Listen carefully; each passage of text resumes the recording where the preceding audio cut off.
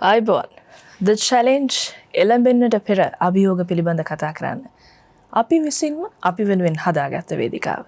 දැන් අපි ප්‍රශ්න ගැන ඔබත් එක්ක කතා කරනවා වෙනුවට අපි මෙතනට ගෙන්වන ආරාධිතයත් එක්ක කතා කරන ප්‍රශ්න ගැන ඔබ අපිට අදහස් දක්වන වැඩසටහනක් බවට The Challenge පත් වෙලා. ඒ නිසා ඒ සතුට හිතේ තියාගෙන මේ වෙලාවේ තියෙන ප්‍රශ්න ගැන කතා කරන්න සිද්ධ වුණාට සමා වෙන්න. හැබැයි මේ තියෙන වර්තමානයේ තියෙන බොහෝමයක් ප්‍රශ්න පිළිබඳව අපි කතා කරලා විසඳුම් හොයාගනිද්දී ඒ විසඳුම් ක්‍රියාත්මක කරන්න කවුරුත් නැති වෙද්දී අන්න අර සතුට ටිකක් අඩු වෙනවා. ඒකට හේතුව රටක් විදිහට එක්තරා ආකාරයකින් බැලුවාම මේ අපි හරි ප්‍රසිද්ධයි මේ එදා වේල විසඳුම් වලට රට අරගෙන යන්න. එහෙම නැතුව දිගු කාලීන ප්‍රතිපත්ති මෙතනට මේ මගේ ඉදිරිපස අසුනට හැමදාම එන අය යෝජනා කරන්නේ දිගු කාලීන විසඳුම්. එතකොට අපි බොහොම සතුටින් ඔබත් මමත් බාරගන්නේ දිගු කාලීන විසඳුම්.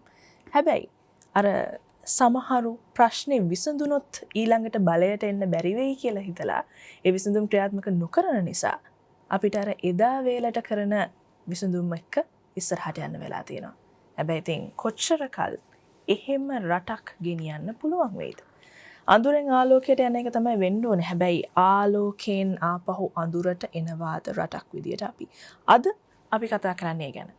බලශක්ති අර්බුදය මේ වචන දෙක මම හිතන්නේ මේ පාසල් විෂය නිර්දේශයේ මේ පෙළපොත් ඇතුළටත් එකතු වෙච්ච වචන දෙකක්. ඒ කියන්නේ කාලයක් තිස්සේ අපි කතා කරන දෙයක්. පුනර්ජනනීය බලශක්ති ලංකාවේ විදුලි බලය එතකොට තෙල් හා සම්බන්ධ වුණත් මේකට සම්බන්ධිතව ගන්න කාරණාව කතා කරා තමයි. හැබැයි විසඳුම් කොහේව ක්‍රියාත්මක වෙනවා. අද ගැන කතා කරන The Challenge අපේ වැඩසටහනට කැඳවා ගත්තා.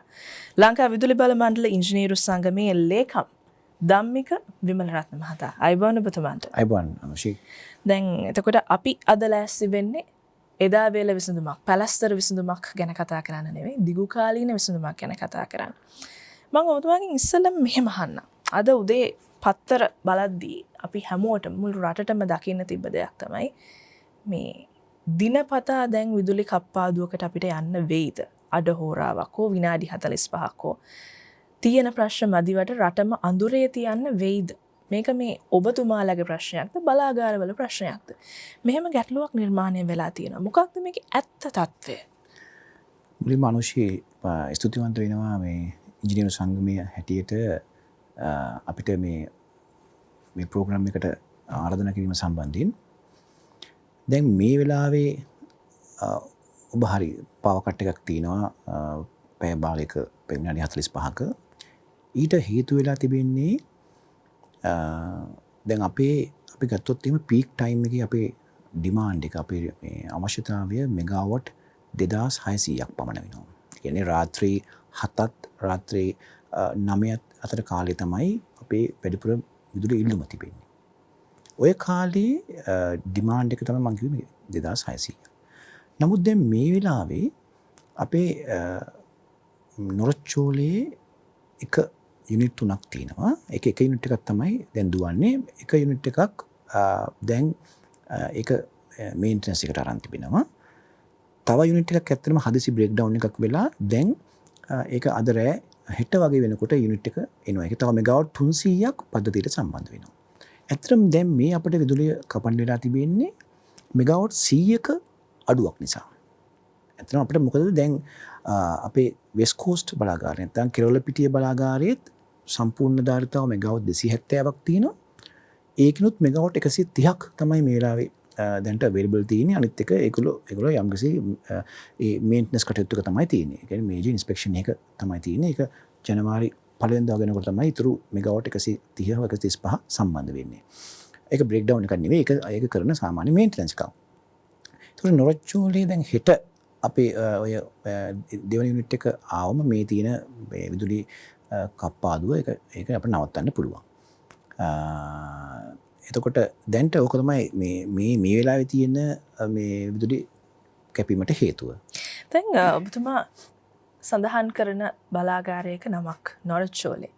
මේ වෙනකොට හැමෝම අහන්නේ අද උදෑසන පුවත්පත්වලත් අපි දකිනවා මේ නොරොච්චෝලේ මෙච්චර වතාවක් මේ වෙනකොට ලොන්ච් කරායින් පස්සේ කැඩලා තියෙනවා. එහෙම නැත්නම් බිඳ වැටීම් වෙලා තියෙනවා. ඒක නිසා රටේ සමස්ත ධාරිතාවය ඇතුලේ අපි රට කීප වතාවක් අඳුරේ තියන්න සිද්ධ වුණා. මට දිනවකවානු විදිහට කියන්න පුළුවන් තරම් මම හිතන්නේ රටේ ජනතාවටත් මතකයි ඒක. එතකොට මෙහෙම බලාගාරයක් විශ්වාසයේ තියාගෙන මෙහෙම බලාගාරයකට රටේ බල ශක්ති සැපයුම පවත්වගෙන යන්න පුළුවන්ද? ඇත්තටම අපි මේ ප්‍රශ්නේදී ඒක හොඳ ප්‍රශ්නයක්. අපි එතනදී තේරුම් ගන්න ඕන දෙයක් තමයි ඇයි මේ නොරොච්චෝලේ බලාගාරයේ යුනිට් එකක් හෝ බිඳ වැටුනම ඇයි අපිට මේ ලයිට් කපන්න වෙලා තිබෙන්නේ? ඇයි මේ අපි එක නොරොච්චෝලේ මත මේ සම්පූර්ණ ඩිපෙන්ඩ් වෙන්න වෙලා තියෙන්නේ?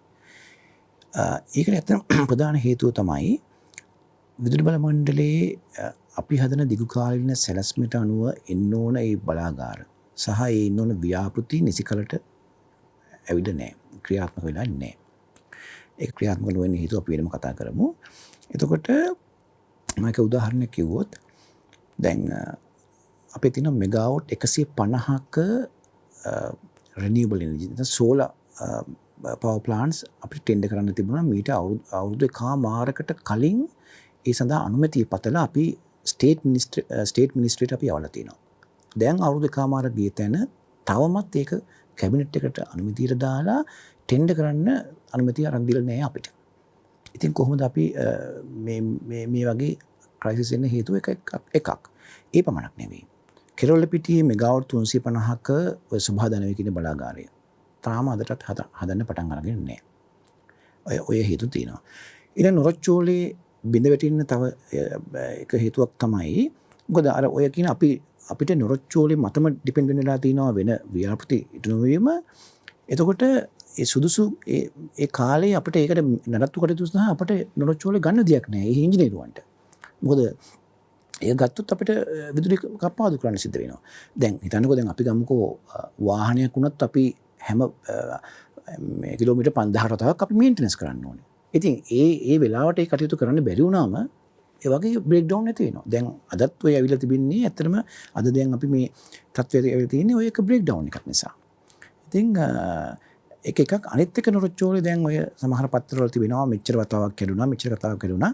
එහෙම තත්ත්වයක් නෙමෙයි. ඇත්තටම නොරොච්චෝලේ බලාගාරය ගත්තොත් ඒ බලාගාරයේ තිබෙනවා එයාගේ ස්වයං ආරක්ෂණ පද්ධතියක්. දැන් අපේ විදුලි බල පද්ධතිය රටේ තියෙන පද්ධතියේ කිසියම් තැනක ගැටලුවක් ඇති වුණොත් එහෙම නොරොච්චෝලේ ඒ තියෙන යන්ත්‍රවල එයාව ආරක්ෂා කිරීම සඳහා එයාව ගැටලුවක් නොවන විදිහට එයා ඔටෝමැටිකලි ට්‍රිප් වෙනවා. එහෙම හැර නැතුව මේ එයාගේ බ්‍රේක් ඩවුන් එකක් නිසා මේ වෙච්ච දෙයක් නෙමෙයි. ඒ කියන්නේ බලාගාරය ඕවර්ලෝඩ් වෙන එක නවත්ත ගන්න යාම ෂට් ඩවුන් වෙනවා. තේරෙන විදිහට කිව්වොත්. එතකොට දැන් මෙහෙම වෙලා අර අහපු ප්‍රශ්නෙත් එක්ක ඔබතුමා දෙනවා හේතු කිහිපයක්. ඒ දෙන හේතු කිහිපෙන් අපි පටන් ගමු. ඒ තමයි එකක් මේ ඔබතුමා කිව්වා මේ දැන් අපි මුණ දෙමින් ඉන්නේ මෙගාවොට් 100ක් සම්පූර්ණ කරගන්න බැරි ප්‍රශ්නයකට කියලා. මෙගාවොට් 100ක් කියන්නේ මම විශ්වාස කරනවා මෙගාවොට් 100කට හරියන්න ව්‍යාපෘති ඕනෑ තරම් ඔබතුමාලා යෝජනා කරලා ඇති. පුනර්ජනනීය වේවා එහෙම නොවේවා. දෙකෙන් ඕනම විදිහකට. එහෙම යෝජනා කරලා අද වෙනකන් ක්‍රියාත්මක නොවුණු ව්‍යාපෘති තියෙනවද? තියෙනවා. ඇත්තටම තියෙනවා. දැන් අපි ගත්තොත් එහෙම මම මෙගාවොට් 100කම මේ ප්‍රමාණය ව්‍යාපෘතියක් කියන්නකෝ. දැන් අපි ගත්තොත් රිනියුබල් එනර්ජි 2017 ඉඳන් අපි බලාපොරොත්තුෙන් ඉන්නවා මේ සිඹලාඬුව සෝලර් පාර්ක් එක.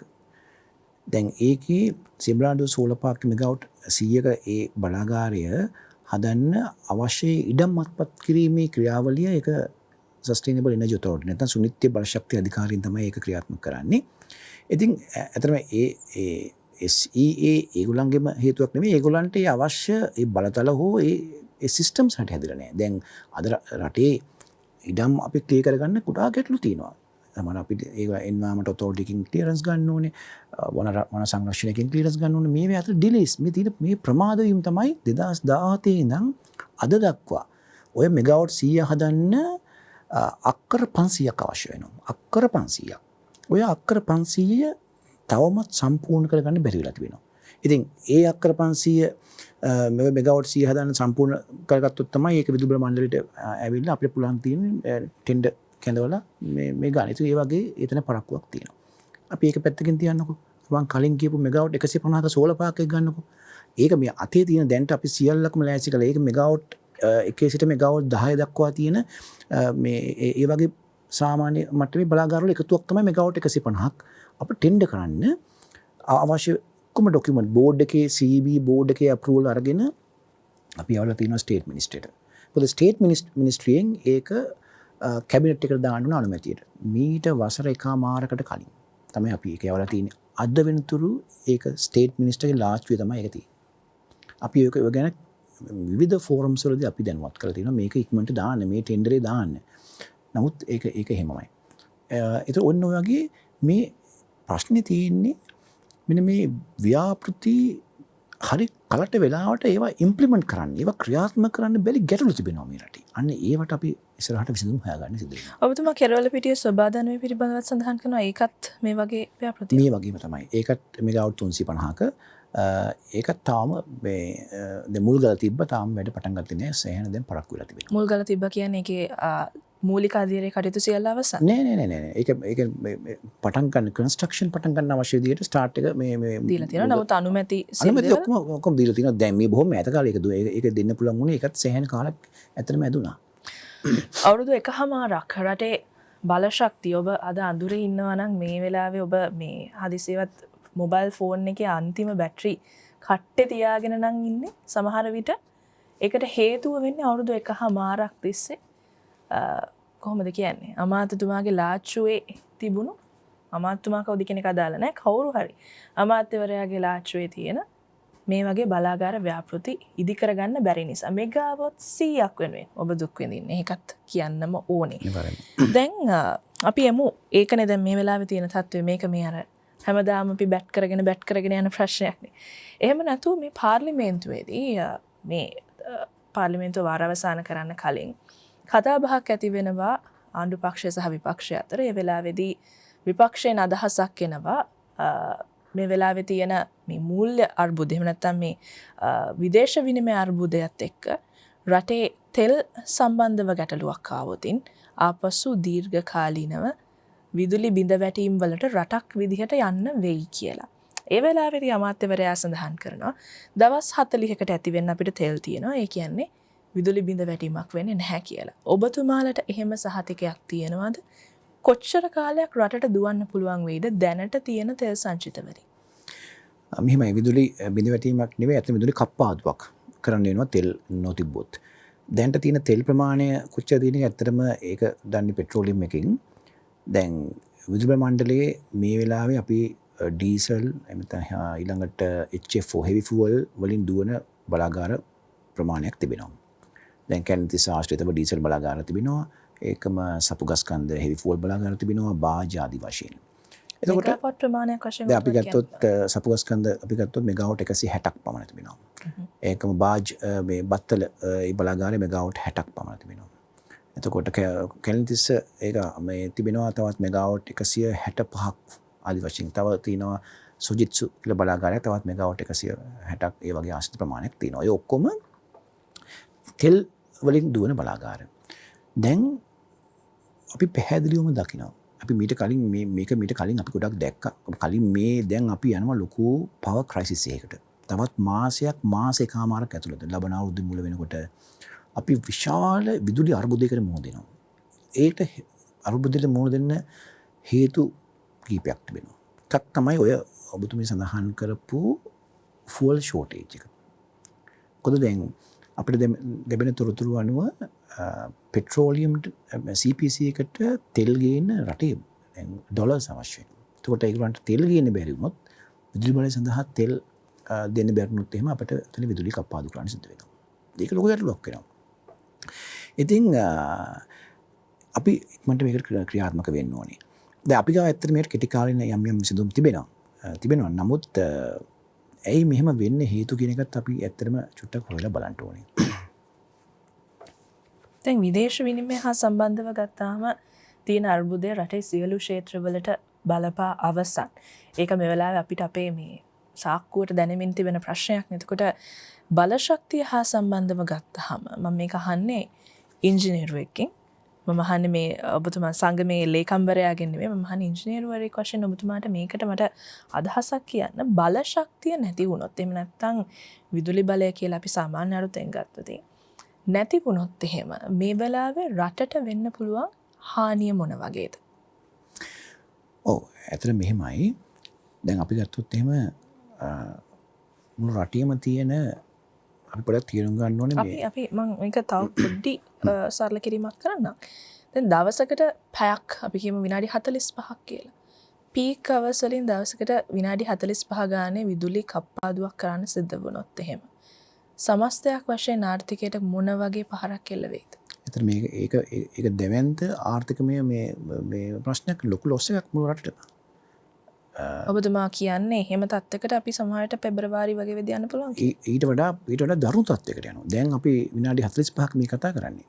දැන් තෙල් තිබුණ නැත්නම් මොකද අපිට බලාගාර රාශියක් අපිට තෙල් බලයෙන් දුවන බලාගාර රාශියක් නවත්තන්න වුණොත් එහෙම අපිට මෙගාවොට් 300ක් 400ක් සම්පූර්ණ දුවන්න බැරිනොත් එහෙම සම්පූර්ණ විදුලි කප්පාදුවකට යන්න සිද්ධ වෙනවා.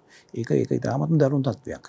ඒ නිසා අපි ඕක අපි කලින් දැක්කා. අපි ඕක දැනුවත් කරා. ඇත්තටම විදුලි බල මණ්ඩලයේ සාමාන්‍යයෙන් සාමාන්‍ය අධිකාරිවරයා කෙනෙක් කරන්නේ සාමාන්‍යයෙන් ඔකට පවර් ක්‍රයිසිස් මීටින් කියලා මීටිමක් තියන්න ඕනේ. ඇත්තටම දැනට ඉන්න සාමාන්‍ය අධිකාරිවරයා එහෙම මේ වෙලාවේ ඉන්නේ එතුමා කිසිම එහෙම ක්‍රයිසිස් මීටිමක් තිබෙන්නේ නැහැ ඇත්තටම. ඉතින් ඒවත් ඇත්තටම අඩුපාඩුව සහ සභාපතිවරයා ගොඩාක් ගැටලු තිබෙනවා. ඉතින් නමුත් අපි බලාපොරොත්තු වෙනවා අද හෙටවත් අද මම හිතන්නේ එකක් තියෙන තිබුණා. නමුත් දැන් ප්‍රමාද වැඩි. එතකොට ලොකු ගැටලුවක් තියෙන දැන් අපිට දැන් මේ ක්‍රයිසිස් එක මීට කලින් අවුරුදු එකමාර කලින් ඉඳලා අපි දැක්කා. අපි දැනුවත් කරා. දැන් අපිට තියෙන එකම දෙයයි ඉමිඩියට්ලි අපිට කෙටි කාලින විසඳුම් වලට යන්න වෙනවා. මොනවද අපිට කරන්න පුළුවන් කෙටි කාලින දේවල් අපිට කරන්න දෙන්න පුළුවන්. දැන් එකක් තමයි අපිට රටේ තියෙන මේ තෙල් ප්‍රමාණය අපිට පුළුවන් තරම් ඉතුරු කරන්න සිද්ධ වෙනවා. තෙල් අඩුවෙන් පාවිච්චි කරන්න සිද්ධ වෙනවා. දැන් විදුලි බලය සඳහා අවශ්‍ය තෙල් අපිට ඉතුරු කරන්න වෙනවා. නැත්තම් විදුලි බලය නිෂ්පාදනය කරන්න බෑ. මොකද ඒක අත්‍යවශ්‍යයි. එහෙමනම් ඔය ට්‍රාන්ස්පෝර්ට් වලට පාවිච්චි කරනවා. ඒවා පුළුවන් තරම් ලිමිට් කරන්න ඕනේ. දැන් රටක් හැටියට අපිට කරන්න පුළුවන් දෙයක් තමයි අපිට පුළුවන් work from home කියන ඒ වගේ සිස්ටම්ස් වලට අපිට යන්න වෙනවා. මොකද ඔය ට්‍රාන්ස්පෝර්ට් වලට විශාල තෙල් ප්‍රමාණයක් වැය වෙනවා. ඒවා අඩු කරන්න ඕනේ. ඇත්තටම 2019 නිකුත් කරපු බලශක්ති ප්‍රතිපත්තිය 2019 අප්‍රේල් මාසෙ වගේ. ඒකෙත් පැහැදිලිවම මේ කොවිඩ් වලට බොහොම කලින් තමයි ඒක නිකුත් කරේ. ඒකේ පැහැදිලිවම කියලා තියෙනවා පුළුවන් තරම් ට්‍රාන්ස්පෝර්ට් අපි අවම කරන්න ඕනේ. රජයේ ආයතනවල අපි කියමු මීටින්ග්ස් තියෙනවා නම් යම්කිසි එම්ප්ලොයි කෙනෙක්ට යන්න තියෙනවා නම් පැයක් ගමනක් යන්න තිබෙනවා නම් ඒක පුළුවන් තරම් එයාව සම්බන්ධ කරන්න මේ වීඩියෝ කොන්ෆරන්ස් වලට. මොකද ඒ තෙල් අරමය අපි ඉතුරු කරන්න ඕනේ. ඒ කාලේ මේක කියලා තිබුණා ওই බලශක්ති ප්‍රතිපත්තිය. දැන් අපිට එතනට යන්න වෙලා තිබෙනවා. එහෙම කළා තමයි අපිට කෙටි කාලිනව පුළුවන් තරම් විදුලි බලය සඳහා මේ තෙල් අපිට ඉතුරු කරන්න වෙන්නේ. ඒකම මේ පුළුවන් තරම් නිවෙස්වල ඒ කියන්නේ ප්‍රායෝගික කරන්න පුළුවන් දේවල් මම කියන්නේ සමහර අපි රජීය ආයතන වෙන්න පුළුවන්. එහෙම අපි එන්කරේජ් කරන්න ඕනේ. සමහර වෙලාවට තමයි සමහර තියෙනවා දැන් අපිට පුළුවන් ඔන්ලයින් තාක්ෂණය පාවිච්චි කරලා ඉන්ටර්නෙට් තාක්ෂණය පාවිච්චි කරලා සමහර දේවල් කරගන්න පුළුවන්. මේ සිස්ටම්ස් පාවිච්චි කරලා එතනට යන්න ඕනේ නැහැ. අන්න ඒ දේවල් වලට අපි යන්න ඕනේ. දැන් මිනිස්සු සමහර තමන්ගේ පෞද්ගලික වාහනේ අරගෙන තකහානියක් සමහර මේ යමක් අලුත් කරගන්න එහෙම යනවා වෙන්න පුළුවන්. ඒක පුළුවන් තරම් රටක් හැටියට අපි අවම කරගන්න ඕනේ. ඉතින් ඒක පැත්තක්. අනෙක් පැත්තෙන් අපිට සිද්ධ වෙනවා කෙටි කාල විසඳුමක් හැටියට මහ ජනතාවගෙන් ඉල්ලන්න මේ වගේ පීක් ටයිම් එකේ පුළුවන් තරම් විදුලිය අඩු විදියට පාවිච්චි කරන්න. මේ කියන්නේ අපි කියන ඩිමාන්ඩ් සයිඩ් මැනේජ්මන්ට් කියලා. ඒ පැත්ත පුළුවන් තරම් කළමනාකරණය කරන්න සිද්ධ වෙනවා මේ තත්ත්වයටදී. ඉතින් ඇත්තටම මෙහෙම තත්ත්වයකටපත් වෙන්න අපි දැන් අපේ රට වෙලා තියෙන්නේ අපි දෙයකට ඒ ප්‍රතිඵලය දැකලා ප්‍රතිඵලය මේ රිසල්ට් එක අපි එලිමිනේට් කරන්න උත්සාහ කරනවා. ඇයි ඒක ඇති වෙන්න කෝස් එක මේ හේතුව අපි ඉවත් කරන්න යන්නේ. මොකද්ද? ඒ නිසි කලට ඒ ව්‍යාපෘති සිද්ධ නොවීම. අන්න එතනටයි අපි උත්තර දෙන්න ඕනේ. ඔබට මතක් වෙනවද දැන් ටික කාලයකට කලින් අපි කතා බහ බහට ලක් වුණා මේ පාරේ තියෙන අනවශ්‍ය වීදි ලාම්පු උදෑසන හවස් කාලේ නිවා දමන්න කියලා. දැන් මම කියන්නේ දැන් අවුරුදු 10කට 15කට එහා හොඳ. එතකොට ඒක ඔබට මතක නම් ඒ தත්ත්වයට අපි දැන් ඇවිල්ලා ඉන්නේ. ඒක දැන් කරන්න කියන தත්ත්වයට. මේවා සමහර මේ කෙටි කාලින විසඳුම් කියද්දී ධම්මික මහත්මයා සිනහ පහළ වෙයි සමහරුන්ට මේ ඕවා කරලා පුළුවන්ද බල ශක්තිය ඉතුරු කරන්න. නමුත් තනි තනිව අපි කරන දේවල් වලින් සමහර විට අපිට පැය ගාණක් කලුවරේ ඉන්න වෙන එක නැති වෙන්න පුළුවන්. ඒකයි මේ කියන්නේ. මොකද මේක කියන්නේ මම නෙවෙයි. මේක කියන්නේ ලංකා විදුලි බල මණ්ඩලය නියෝජනය කරමින් මේ වැඩේ ජීවත් වෙන මිනිස්සෙක් තමයි මේක කියන්නේ. එතකොට එහෙම වුණාම මේක ලේසියෙන් අපිට අපතේ හරින්න පුළුවන් කාරණාවක් නෙවෙයි. දැන් ඒ අපි කතා කරගත්තේ අපිට. දැන් අර ටිකකට කලින් අපි කතා කරන්නේ කොච්චර ව්‍යාපෘති අපි පැත්තකට කරලා තියලා සමහර කැබිනට් පේපර්ස් කොච්චර ඉක්මනට අපි අනුමත කරගෙන තියෙනවද කියලා ඔබ දන්නවනේ නේද? දවසින් දෙකකින් සමහර දේවල් කොච්චර සමහරට අනවශ්‍යයි කියලා මේ මොහොතේ හිතන දේවල් කොච්චර අනුමත වෙනවද?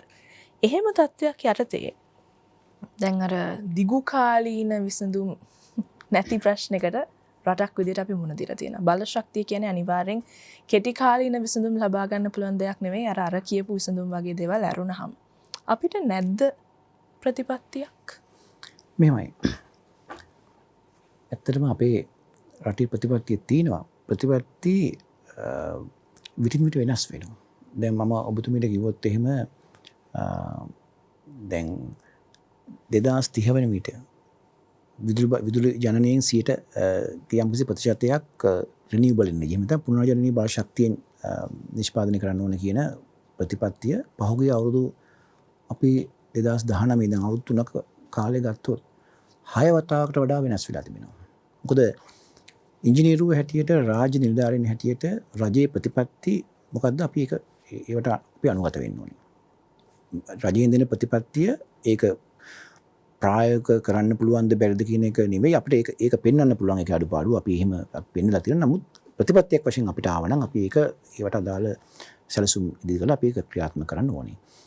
දැන් ඔය පුනර්ජනනීය බල ශක්තිය 100ට දැන් අලුත් ප්‍රතිපත්තිය තමයි 70%ක් 2030 වෙනකොට පුනර්ජනනීය බල ශක්තියෙන් විදුලි නිෂ්පාදනය කිරීම. දැන් ඕක එන්නේ ඇත්තටම දැන් අපේ රටේ තිබෙනවා 2019 නිකුත් කරපු බල ශක්ති සහ උපාය මාර්ග ප්‍රතිපත්තිය. ඒතර ඒක අනුව අපේ සෙක්ටර් එකට විදුලි බල සෙක්ටර් එකට වෙනම අංක 2009 අංක 20 දරන විදුලි බල පනත ප්‍රකාරව නිකුත් කරනවා ජෙනරල් පොලිසි ගයිඩ්ලයින්ස් කියලා පොලිසිස් නිකුත් කරනවා ඇමතුමා විසින්. ඒක තමයි දාලා තියෙන්නේ මීට කලින් 2019 අප්‍රේල් මාසේ 2019 අගෝස්තු මාසේ නිකුත් කරපු මේ ජෙනරල් පොලිසි ගයිඩ්ලයින්ස් වල පැහැදිලිව තියෙනවා 150ක ඉලක්කයකට යන්න ඕනේ 2030 වෙනකොට කියලා. ඕක සැරෙන්සරේ එක තැනක දැන් මම ගාව ඇත්තටම තියෙනවා දැන් මේ ඔන්න මට පෙන්වන්නත් පුළුවන්. දැන් 150ක 2030 කියලා යන්න කිව්වා ඊට පස්සේ 80ක් යන්න කියලා කිව්වා. 70ක ක්ලීන් සෝසස් යන්න කිව්වා. ඔය වගේ අවස්ථා කීපයක මේක වෙනස් වෙලා තියෙනවා. දැන් අලුත්ම දැන් තත්ත්වය තමයි මේ අවුරුද්දේ අගෝස්තු මාසේ. ආපහු මේ ජෙනරල් පොලිසි ගයිඩ්ලයින්ස් අලුතෙන් ඉෂු වෙලා තියෙනවා 70%ක පුනර්ජනනීය බල ශක්ති ඉලක්කයකට යන්න ඕනේ 2030 වගේ වෙනකොට. ඉතින් දැන් මේක ප්‍රතිපත්තියක් වශයෙන් ඇවිත් තියෙන නිසා අපි ඒක ක්‍රියාත්මක කරන්න වෙනවා. හැබැයි මේ සම්බන්ධයෙන් අපේ අදහස් තිබෙනවා. අපිට ඒක කතා කරන්න පුළුවන් ඇත්තටම. ඔව් පැහැදිලි කරගන්න පොඩි දෙයක් අහනවා.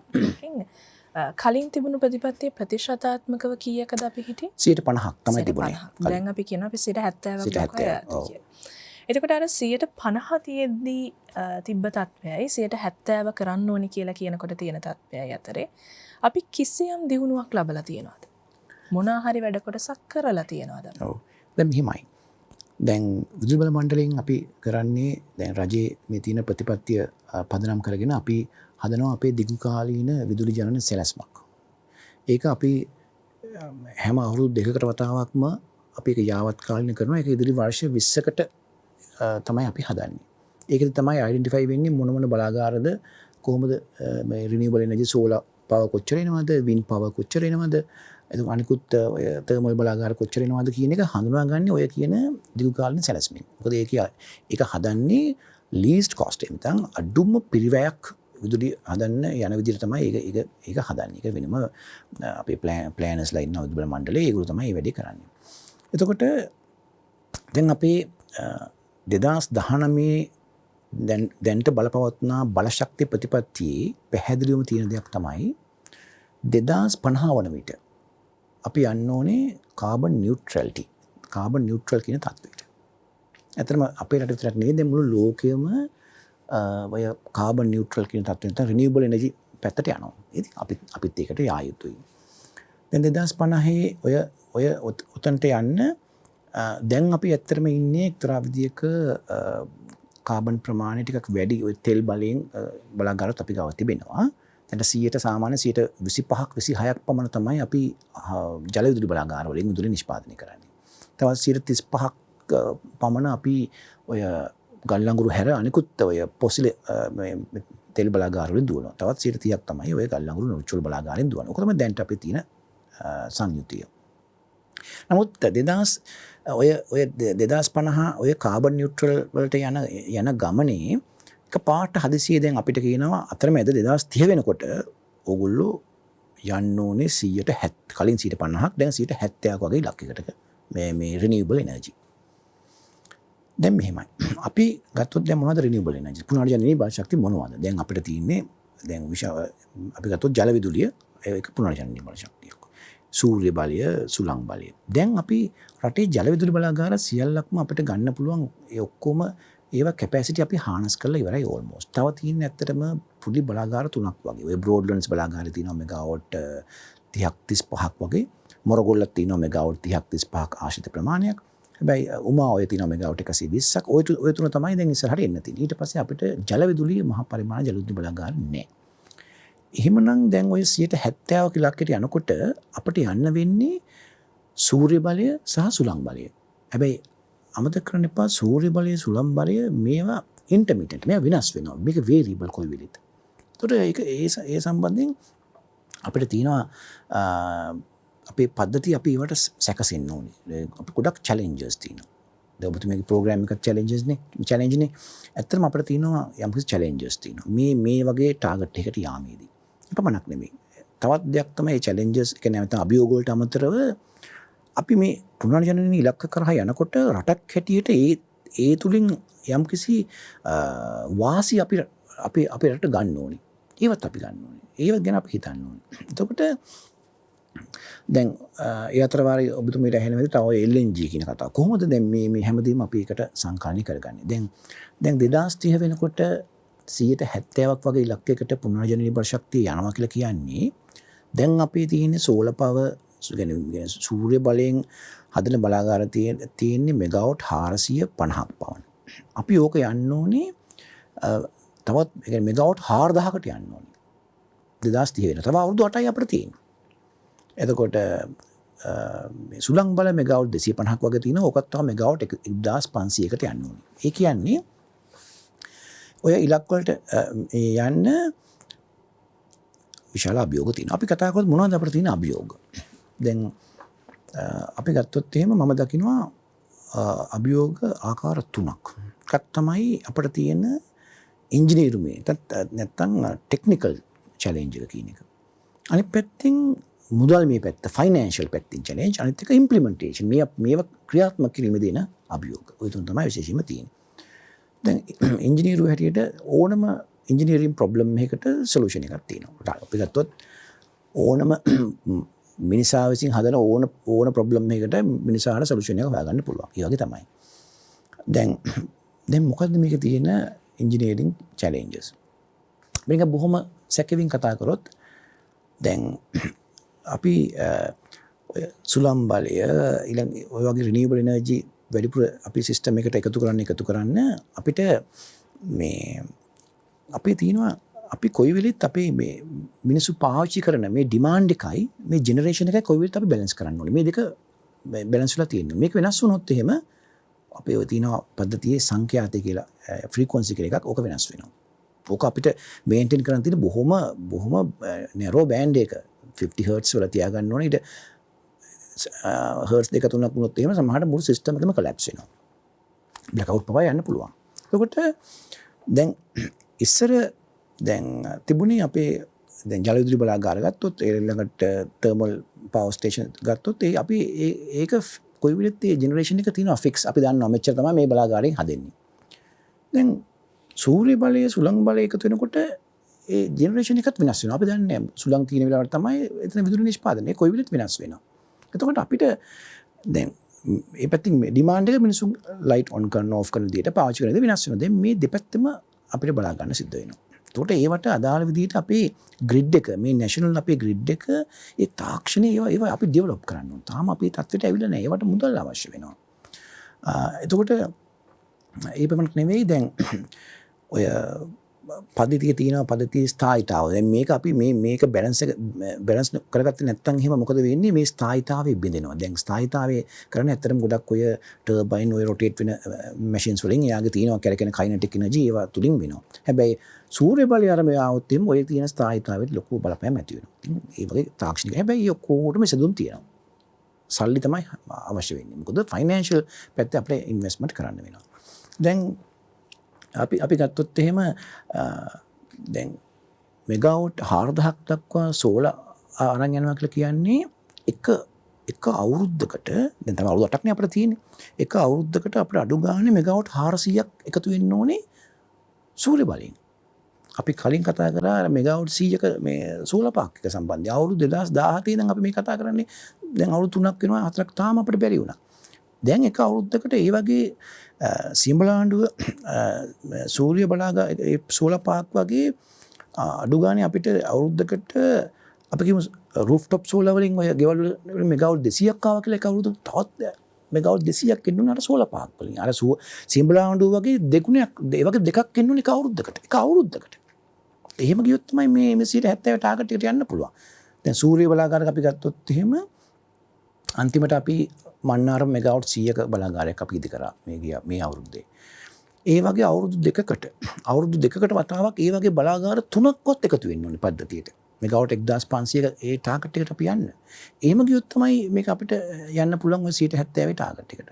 එතකොට බැරි නෑ.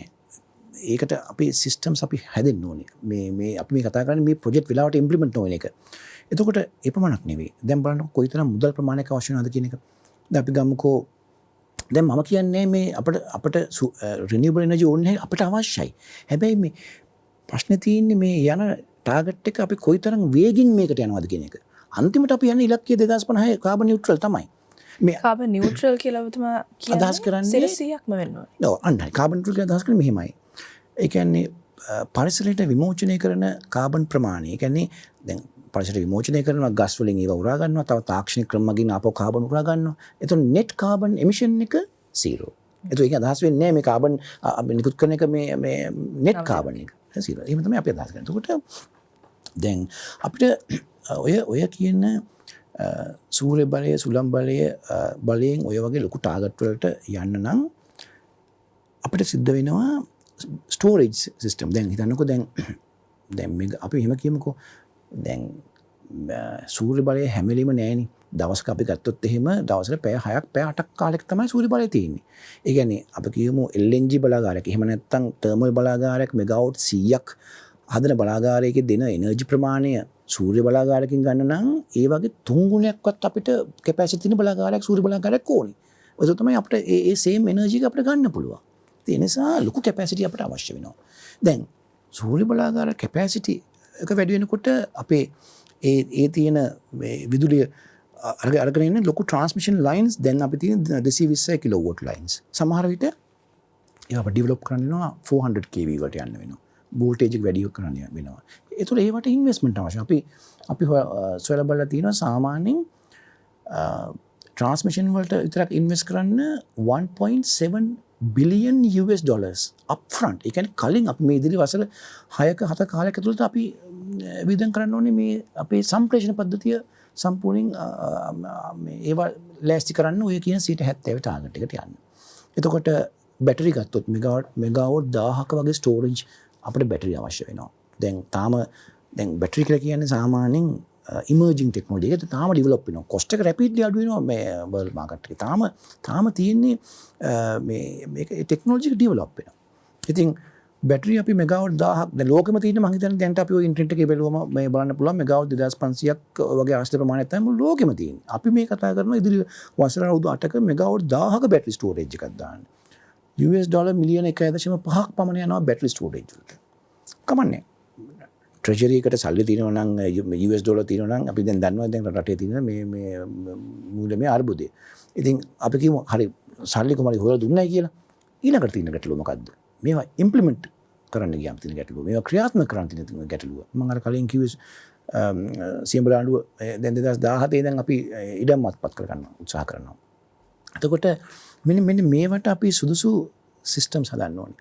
දැන් ඇත්තටම දැන් මේ රිනියුබල් එනර්ජි මේ වගේ ටාගට්ස් වලට අපිට යනකොට ආයතන ප්‍රධාන වශයෙන් සුනිත්‍ය බල ශක්ති අධිකාරිය, විදුලි බල මණ්ඩලය සහ අනිකුත් ඔය සෙන්ට්‍රල් එන්වයරන්මන්ට් ඔතොරිටි එක ඊළඟට වන සංරක්ෂණ ඔහොමම ආයතන සම්බන්ධ වෙනවා. එතකොට මේ ආයතන වලට දැනුවත් කරන යම්කිසි ක්‍රමවේදයක් තියෙන්න ඕනේ රයිට්. මේක ස්පෙෂල් ප්‍රොජෙක්ට් එකක්. මේ රජයේ 70% වලන ස්පෙෂල් ප්‍රොජෙක්ට් එකක්. ඒතකොට මේ වගේ ඒවේ අනුමැතින් වලට ආවම ඒවට දෙන්න ප්‍රයොරිටි එක. ඒ වගේ සිස්ටම්ස් හදන්න ඕනේ. එහෙම නැතුව මේ ටාගට් එකට යන්න බෑ. ඒ නිසා ඒ වගේ අපිට ලොකු ඉම්ප්ලිමෙන්ටේෂන් චැලෙන්ජස් තියෙනවා. සාමාන්‍යයෙන් සැලැස්මක් පැහැදිලි කරනකොට ඒකට බාධා කරන්න මම හිතට කැමති නෑ. මොකද ඒ සැලැස්ම නැතුව අපිට ඉදිරියට තියෙන මේ අඩුළු හොඬුකම් ප්‍රශ්න කරන්න බැරි නිසා. දැන් එහෙම තැන් කිහිපයක් මට මතකයේ රැඳුණා. ඒ තමයි එකක් ඔබතුමා සඳහන් කරන 70% 2030 වෙද්දී අපි යන්න බලාපොරොත්තු වෙන ඉලක්කය. එතකොට තව 30%ක් තියාගෙන තියෙනවා. අපි හිතුවොත් 2050 වෙද්දී අර 2030 වෙද්දී බොහෝ විට ඒ තැනට යන්න කියලා. එතකොට දැන් මෙතනදී ටෙක්නිකල් චැලෙන්ජ් එක එහෙම නැත්නම් තාක්ෂණික වශයෙන් තියෙන ගැටලුවට ඔබතුමාලා කියනවා ඔබතුමාලා ලෑස්ති එකට විසඳුම් හොයන්න එක්ක ලෝකෙ කොහෙන් හරි හොයාගෙන එන්න හරි කියලා. දැන් මේ තියෙන මූල්‍යමය තත්ත්වය පිළිබඳව අපිට පැහැදිලි. නමුත් ඉම්ප්ලිමෙන්ටේෂන් ඉෂුස් ගැන අපි කතා කරමු. එහෙම නැත්නම් මේවා භූමියේ ක්‍රියාත්මක කරන්න යද්දී තියෙන ප්‍රශ්න. ඉඩම් අත්පත් කර ගැනීම. කාටද මෙහි ඔබතුමාලාගෙන් පස්සේ මේක අමාත්‍යාංශයට ගියන් පස්සේ කාටද මේ වගකීම පැවරෙන්නේ? මොකක්ද මේක එන අනුපිළිවෙල? කොහෙද මේවා නවතින්නේ? කොහෙද මේවා හිර වෙන්නේ? සාමාන්‍යයෙන් දැන් අපි ගත්තොත් මේ වගේ රිනියුබල් එනර්ජි ප්‍රොජෙක්ට්ස් ගත්තොත් එහෙම අපි උදාහරණයක් ගමුකෝ. දැන් මේ සියඹල ආණ්ඩුව මෙගාවට් 100ක ප්‍රොජෙක්ට් එක ගත්තොත් ඒ එක එක මොඩල්ස් තියෙනවා. දැන් මේකේ තියෙන මොඩල් එක තමයි සුනිත්‍ය බල ශක්ති අධිකාරිය විසින් ඒ අවශ්‍ය ලෑන්ඩ් ඔක්කොම මුලින්ම ඒගොල්ලෝ හොයා ගන්නවා. මේ හොයා ගන්න ඕනේ. හොයාගෙන මේ ලෑන්ඩ් අපි කියමු ලෑන්ඩ් ඇක්විෂන්ස් කරන්න ඕනේ. අපි පවර ගන්න ඕනේ. ඒතකොට ඒ කටයුතු තමයි 2017 ඉඳන් අද දක්වා කරගෙන යන්නේ. මම කලින් කිව්වා වගේ මෙගාවට් 100කට සාමාන්‍යයෙන් 500 අක්කර 500ක් විතර අපිට අවශ්‍ය වෙනවා. එතකොට ඒක ලොකු ප්‍රමාණයක්. එතකොට දැන් ඒ අත්පත් කරන කටයුතු සියල්ලක්ම කරලා ඊට පස්සේ ඒ පමණක් නෙමෙයි ඒගොල්ලෝ ඒ ගන්න ඕනේ එන්වයරන්මන්ට් එකෙන් ක්ලියරන්ස් එක ගන්න ඕනේ, වන සංරක්ෂණ ඒ ඔක්කොම ඒ අවශ්‍ය ක්ලියරන්ස් ඔක්කොම ගත්තන් පස්සේ තමයි පුළුවන් ඒක අපිට විදුලි බල මණ්ඩලයට බාර දෙනවා. දැන් මේක ටෙන්ඩර් කරන්න පුළුවන්, මේකට අවශ්‍ය කටයුතු කරන්න. ඉතින් අපි බලනවා ඒ ලෑන්ඩ් ඒ හරියට අපේ ට්‍රාන්ස්මිෂන් ලයින්ස් තියෙනවද? ඒවට නැත්නම් අපිට අපි මේ පැත්තෙන් අපි ඉන්වෙස්ට් කරන්න ඕනේ විදුලි බල මණ්ඩලය. එහෙම ඔක්කොම කරලා තමයි අපි ඊට පස්සේ ටෙන්ඩර් කරන්නේ. දැන් ඔය ටෙන්ඩර් කරලා අපි කියන්නේ මේ තරංකාරී මිල කැදවුම් අපි කරනවා. කරලා තමයි අපි ටෙන්ඩර්ස් ගන්නෙ. දැන් ඊට අමතරව දැන් ඔය අපි ඔය දැන් මේ දවස්වල අපි ඔය මෙගාවට් 150ක් මම කිව්වේ දැන් ඔය ස්ටේට් මිනිස්ටර් ගාව තියෙනවා කියලා තාම ටෙන්ඩර් කරන්නේ නැතුව. ඒ එතන ඇත්තට මෙගාවට් 1 මෙගාවට් 10 අතර ටෙන්ඩර්ස් මේ ප්‍රමාණ. ඉතින් ඒවා ඇත්තටම අපි ගත්තොත් අර මම කලින් කිව්වා ඇත්තටම මේ රිනියුබල් එනර්ජි නැත්තම් මේ පුනර්ජනනීය බල ශක්තිය පුළුවන් තරම් ඇබ්සෝබ් කරන්න යන ගමනේ ඒකේ අපේ රටක් හැටියට අපිට දියුණු වෙන්න පුළුවන්, අපිට වාසි ගන්න පුළුවන් අවස්ථා ගොඩක් මේක තියෙනවා. අපි ඒක හරියට කරොත් දැන් අපිට තියෙන ගොඩක් බෙනිෆිට්ස්. දැන් අපි ඇත්තටම මුලින් ඔය යෝජනා කරේ දැන් ඔය 55% වගේ ප්‍රමාණයට යද්දි මුලින්ම අපි මේ ගමන යන්න ඕනේ ස්මෝල් ස්ටෙප්ස් වලින්. ඉක්මනට යන්න ඕනේ පොඩි ස්ටෙප්ස් වලින්. නැතුව මේ එහෙම ගියොත් තමයි අපිට පුළුවන්කමක් තියෙන්නේ සාමාන්‍යයෙන් දැන් අපි කියමුකෝ දැන් සාමාන්‍ය මෙගාවොට් අපේ රටේ ගත්තොත් මෙගාවොට් 1 මෙගාවොට් 10 වගේ අපි මේ බලාගාර වලට අපේ තියෙන ව්‍යවසායකයන් අපිට පුළුවන් අපේ රටේ ඉන්නවා ව්‍යවසායකයන්. ඒතකොට ඒගොල්ලන්ට පුළුවන් ඒවට ඉන්වෙස්ට් කරන්න. මොකද ඊට පස්සේ ඒගොල්ලන් අපි ඒ ව්‍යවසායකයන් අපි ලෑස්ති කරනවා ඉස්සරහට එන විශාල කැපැසිටිස් වලට. මුලින්ම අර පොඩි ඒවාට ඉන්වෙස්ට් කරලා ඒගොල්ලෝ ලෑස්ති වෙනවා. එහෙම නොවී අපි ඔය 70%ක් වගේ දැන් මේ අපි දැන් යන දැන් මේ ටාගට් එකට ගියාම මොකද වෙන්නේ? අපිට සිද්ධ වෙනවා මෙගාවොට් 100 මෙගාවොට් 150 වගේ ලොකු සෝලර් පාර්ක් ටෙන්ඩර් කරන්න. ලංකාවේ ඉන්න ව්‍යවසායකයන්ට ඒක කරන්න බෑ. අපිට ඒ අදාළ කැපිටල් කැපැසිටි නෑ. එතකොට මොකද වෙන්නේ? විදේශ රටවලින් මේ ආයෝජනය ගන්න වෙනවා ආයතන සමහර ඒවි. හැබැයි අපි අමතක කළ යුතු නෑ. එතකොට අපිට අපේ ව්‍යවසායකින් අපි දියුණු වෙන්නේ නැහැ. අර පැත්තෙන් විදේශ ඉන්වෙස්ට්මන්ට් ඇවිල්ලා ඒකට ඒගොල්ලෝ කරාම දැන් ඒ මිනිසුන්ට අපිට ගෙවන්න වෙන්නේ දැන් විදුලි බලය අපිට ගන්න වෙන්නේ විදුලි බල මණ්ඩලයටනේ. එතකොට ඒගොල්ලන්ගේ අර ඒ ඉන්වෙස්ට් කරපු කැපිටල් එක රිකවර් කරන්න යන කොස්ට් එකත් එක්ක අපි ඩොලර්ස් වලින් තමයි ගෙවන්න වෙන්නේ ඒගොල්ලන්ගේ ටැරිෆ් එක. එතකොට මේ සූර්ය බලය සුළං බලය නිකන් වුණාට අපි ඒ වෙනුවට අපි ඒගොල්ලන්ට අපි ඩොලර්ස් වලින් අපි ගෙවන අපි සල්ලි අරන් යනවා. ඒක පාඩුයි. ඔබතුමා යෝජනා කරන්නේ මේක රාජ්‍ය ආයෝජනයක් විය යුතුයි කියලා. නෑ. අපි කරන්න ඕනේ මුලින්ම අපි යම්කිසි මේ එකපාරට ලොකු ටාගට් වලට ගිහිල්ලා අපේ මේ බෙනිෆිට් එක මේ අපේ මහජනයාට අපේ ව්‍යවසායකයන්ට යන එක වළක්වන එක නෙමෙයි. අපි ඒකට තමයි පාර කපන්න ඕනේ. එතකොට තමයි අපේ මෙගාවොට් 10 මෙගාවොට් 5 ඒ වගේ ඒවෙන් තමයි පටන් ගන්නවා. අපි ඒකයි මේ සාමාන්‍ය හිමින් යන ගමනක් මේ යන්නේ. හැබැයි 2050 අපි ඉලක්කයට යනවා. අපේ ප්ලෑන්ස් වල.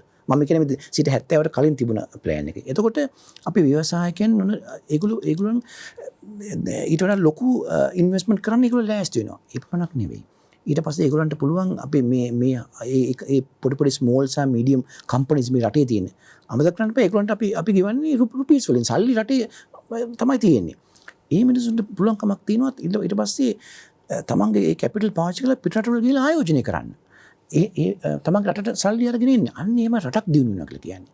ඉතින් මේක අපි අවස්ථාවක් කරගන්න ඕනේ. මේ වගේ ලොකු ටාගට්ස් වලට ගියාම අපේ රටේ මිනිසුන්ට අවස්ථාව ගන්න බෑ. සල්ලි නෑ අපිට. පිටරට ලොකු ආයෝජනට යන්න වෙනවා. ඩොලර්ස් වලින් තමයි අපිට සල්ලි ගෙවන්න වෙන්නේ මේ මිනිසුන්ට. අපේ මේ තියෙන නිකන් සූර්ය බලය සුළං බලයට අපි සල්ලි ගෙවනවා. ඉතින් හිතන්නකෝ ඒකත් නිකන් හරියට නිකන් පිටරටින් තෙල් ගෙනවා මේ ඒකට සල්ලි ගෙවනවා හා සමානයිනේ. මේ අපි එහෙම ගියොත් එහෙම. ඒ නිසා හරි කල්පනාකාරී වෙන්න ඕනේ. අපි මේ හරියට මේක අපි සුදුසු මේ ස්පීඩ් එකකින් අපි යන්න ඕනේ. ඒක තමයි අපි ප්ලෑන් එක. වාහනයක් වුණත් අර හදිස්සියේ එකපාරට බ්‍රේක් එක වුණාට ඇක්සලරේටර් එක පැගුණොත් එහෙම එකපාර රේස් වෙනවනේ. එහෙම වුණොත් එහෙම අනිවාර්යෙන් ලොකු ඇක්සිඩන්ට් එකක් තමයි සිද්ධ වෙන්නේ. එහෙම වෙච්ච එහෙම දේවල් කියපු සමහර අමාත්‍යාංශ ලේකම්වරු එහෙම දැන් හිටපු අමාත්‍යාංශ ලේකම්වරු බවට පත් වෙලා තිනවා. හැබැයි කියපු කතාව ඇත්ත. සමහර දේවල් අනවශ්‍ය විදිහට ඉක්මන් කරන්න ගියාම ඒවයේ තියෙන නිසි ප්‍රතිලාභය රටක් විදිහට අපිට නැති වෙනවා. එහෙම සමහර ඒවාට වෙලා තියෙනවා. එහෙම මේකට නොවෙන්න තමයි අපි මේ කියන්නේ. දැන් 2030 අපි පැත්තකින් තියමු. මේක කවදා හෝ දවසක කියලා අපි හිතමු 2050 කියලා ඔබතුමාලාගේ. මම පොඩ්ඩක් බාධා කරන්නම්.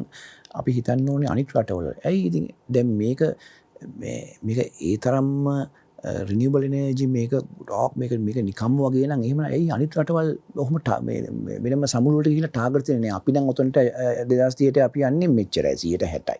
අපි නම් යන්නේ 150යි. ඉන්දියාව කලින් 150ක් කියලා දැන් ආපහු ඒක වැඩි කරගත්තා. ඒ කියන්නේ ඒගොල්ලෝ දන්නවා ඒක තියෙන අයහපත් ප්‍රතිඵල. ඒගොල්ලෝ ක්‍රමක්‍රමයෙන් යන්නේ. දැන් අපි ඉංජිනේරුව හැටියට අපේ රටට ගැලපෙන ටාගට් එක තමයි අපි කලින් හදලා තිබුණේ. 155ක් හැබැයි මෙහෙමයි ඉතින් අපිට 170කට යන්න පුළුවන් නම් අපි ඒක අපි අවුරුදු දෙකෙන් දෙකට අපි හදන සෙලස්ම වලින් ඒක රිෆ්ලෙක්ට් වෙනවා. අපි මුලින්ම ක්‍රමානුකූලව මේකට යන්න ඕනේ. ඒ විතරක් නෙවෙයි. දැන් තව දෙයක් තමයි අපි මේ විදිහට එකපාරට රැපිඩ් මේ වගේ ලොකු ටාගට් එකකට අපි ලොකු පිම්මකින් පයින්න ගියොත් එහෙම දැන් හිතන්නකෝ තව අවුරුදු 5ක් 6ක් යනකොට මේ පුනර්ජනනීය මේ තාක්ෂණය පහ වෙනස් වෙනවා. දැන් අපි හිතන්නේ මේ ලෝකේ සූර්ය සහ සුළඟ තමයි මේ පුනර්ජනනීය බල ශක්තිය කියලා. ඉස්සරහට සමහර විට දැන් ඩෙවලොප් වෙගෙන යනවා. තමයි හයිඩ්‍රජන් වලින් මේ බලාගාර දුවන්නේ. මේ H2O ජලයෙන් හයිඩ්‍රජන් හදනවා. ඒක හයිඩ්‍රජන් තමයි අපේ ඉන්ධනය. එහෙම තියෙනවා. ඉතින් හිතන්නකෝ දැන් තව අවුරුදු 8කින් ඒ තත්ත්වයට යනවා නම් අපි මේ විදිහට අපි කමිට් වෙලා අපි ගියොත් එහෙම සුළං සහ සූර්ය බලයට අපි ලොක් වෙලා තිබුණොත් එහෙම අර වගේ වෙනස්කම් වලට යන්න බෑ. ඒ නිසා තමයි අපි මේ අපේ ප්ලෑන්ස් අවුරුදු දෙකකින් දෙකට අපි යාවත් කාලින කර අපි යන්නේ. එතකොට අපිට ඒ වගේ අලුත් තාක්ෂණ එනකොට මේකට අපිට ඇඩොප්ට් කරන්න පුළුවන්. ඒක තමයි අපි කියන්නේ. ඉතින් කරුණාකර අපි කියන්නේ අපිට පේනවා දැන් මේ අපිට අපේ රටට ගැලපෙන ඉංජිනේරුවෝ හැටියට ඇයි අපි මේ නොමිලේ අධ්‍යාපනයෙන් අපි ඉගෙනගෙන අපේ විදේශ රටවලට යන්නේ නැතුව අපි මෙහි ඉඳගෙන අපිට අවශ්‍යතාවය මොකද්ද මේ රට දියුණු වෙනවා දකින්න. ඉතින් ඒකටනේ මේ අපි මේ කතා කරන්නේ. මේකෙන් අපිට මොකද පෞද්ගලික වාසියක් වෙනවා මේ සූර්ය බලයෙන් මොන ක්‍රමෙන් හරි එනවා නම් අපි විදුලි නීති නිෂ්පාදනය කරනවා. නමුත් රටක් හැටියට අපි යන්න ඕනේ හරි ක්‍රමය තමයි අපි මේ සඳහන් කරේ.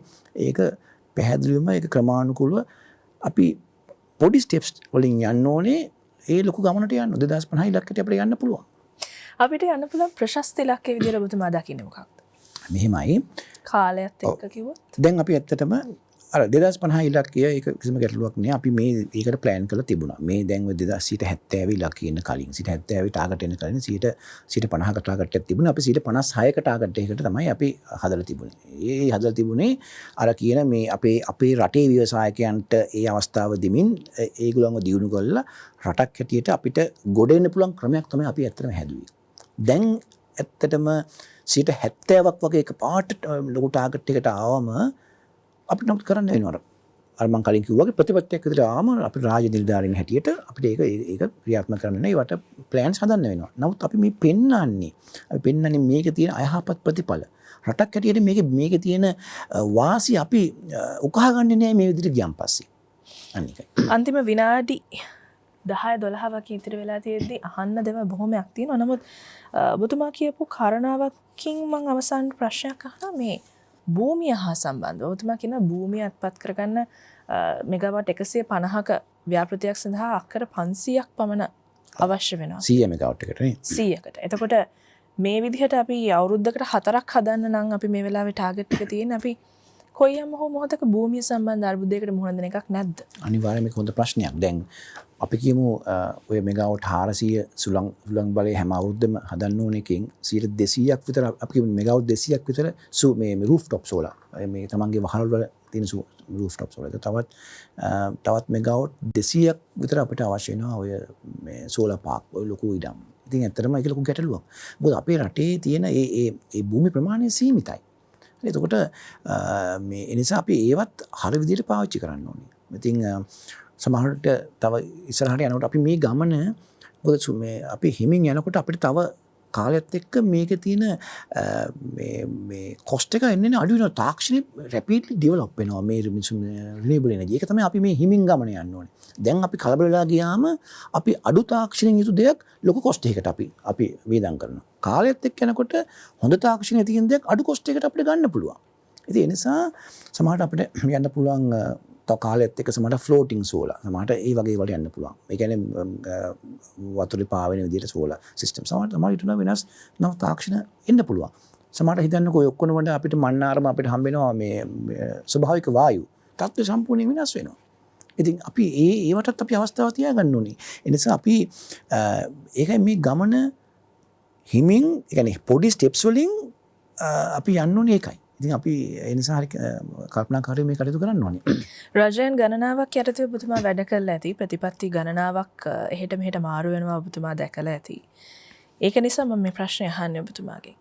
දැනට එහෙම ප්‍රතිපත්ති මාරු වීම නිසා රටට අහිමි වෙච්ච ප්‍රතිලාභ තියෙනවද? චැලෙන්ජස් විදියට අපිට මුහුණ දෙන්න වෙච්ච අනර්ථකාරී තීරණ තියෙනවද මේ මොහොතේදී?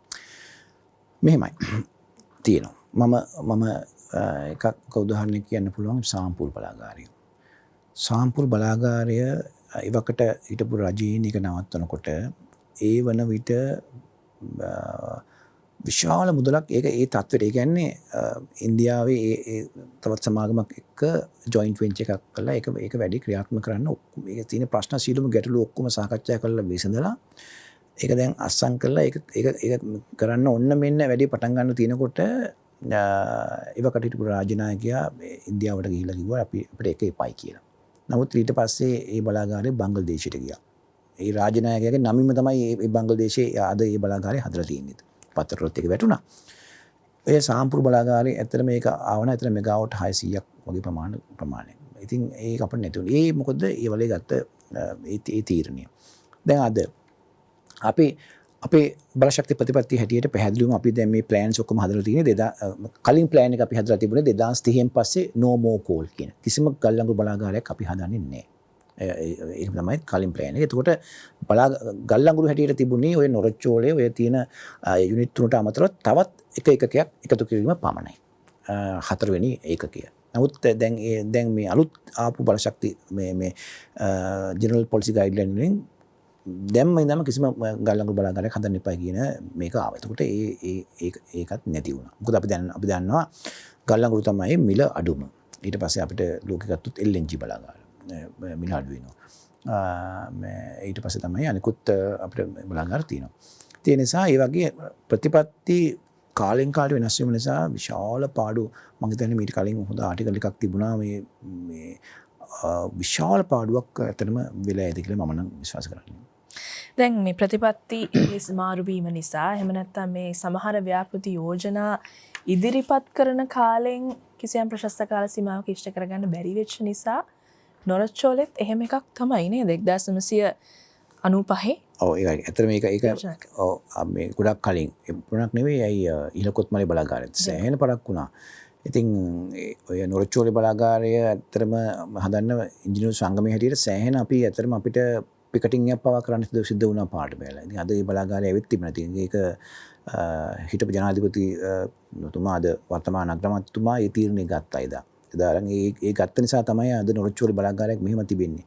එදා එතුමා ඒ තීරණය ගත්තේ නැත්නම් අද එහෙමනම් විශාල ප්‍රමාණයක් විදුලිය අපිට කප්පාදු ගන්න සිද්ධ වෙනවා. බලන්න අපි නොරොච්චෝලේ මත තමයි අපි දැන් මේ සම්පූර්ණ අපි ඩිපෙන්ඩ් වෙලා තියෙන්නේ. හිතන්නකෝ ඒක ආවේ නැත්නම් ඒ තීරණය එදා ගත්තේ නැත්නම් එතුමා අද කොයිතරම් අපිට ප්‍රශ්න ඇති වෙනවද?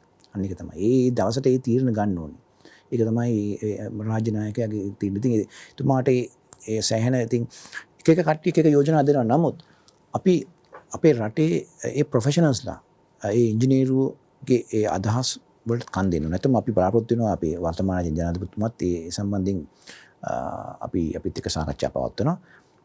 අපි හිතමු ඉතින් හොඳ ගමනක් යන්න ඉස්සරහට. එතුමාගේ සෞභාග්‍ය දැක්මෙත් තියෙනවා. පුනර්ජනනීය බලශක්ති පිළිබඳව දැවැන්ත ඉලක්කයක් සමග ඒ සපුරාගත යුතුයි කියලා අධිෂ්ඨානයකින් තමයි එතුමත් බලයටපත් වෙන්නේ. ඒකට තමයි 69 ලක්ෂයක් ජනතාව ඡන්දය ප්‍රකාශ කරන්නේ සහ එහෙම දෙයක් වෙනවා නම් මම හිතන්නේ ඉතුරු ලක්ෂ ගානේ ඉන්න ජනතාව අකමැති වෙයි කියලා. මොකද මේක අනාගතයට කරන ආයෝජනයක් නිසා. ලංකා විදුලි බල මණ්ඩල ඉංජිනේරු සංගමේ ලේකම් ධම්මික විමලරත්න මහතාට බෙහෙවින්ම ස්තුතිවන්ත වෙනවා අයිබෝන් කියලා සමුදෙමි. අයිබෝන්. අර නොරොච්චෝලේ ගල්ලංගුරු බලාගාරය ගැන කිව්වනේ 95 තමයි යෝජනාව එන්නේ. 2007 තමයි හදාගන්න පටන් ගන්නෙ. 2014 වෙනකොට තමයි දැන් තියෙන තත්ත්වයට හරිය ඉවර කරන්නේ. 95 ඉඳන් 2014 වෙනකන් තනි බලාගාරයක් වෙනුවෙන් කොයිතරම්නම් වෙහෙසක් මහන්සියක් කාලයක් මුදලක් කැප කරන්නේ නැද්ද? එහෙම කළා තමයි මෙහෙම නිවිපත්තු වෙන්න හරි අපිට බලශක්තිය ඉතුරු වෙලා තියෙන්නේ. ඒ වගේ අර අවුරුදු 1.5ක් තිස්සේ ලාච්චු වේදාගෙන ඉන්න කැබිනට් පත්‍රිකාව දැන්වත් ජනවාරි මාසේ කැබිනට් මණ්ඩලය රැස්ුණාමවත් කැබිනට් මණ්ඩලය හමුවට ගෙනාවා නම් සමහර විට තව අවුරුදු 14ක් 15ක් ගත කරලා මෙහෙම කතා කරන්න ඉතුරු නොවිය. සුබ රාත්‍රියක් ඔබට.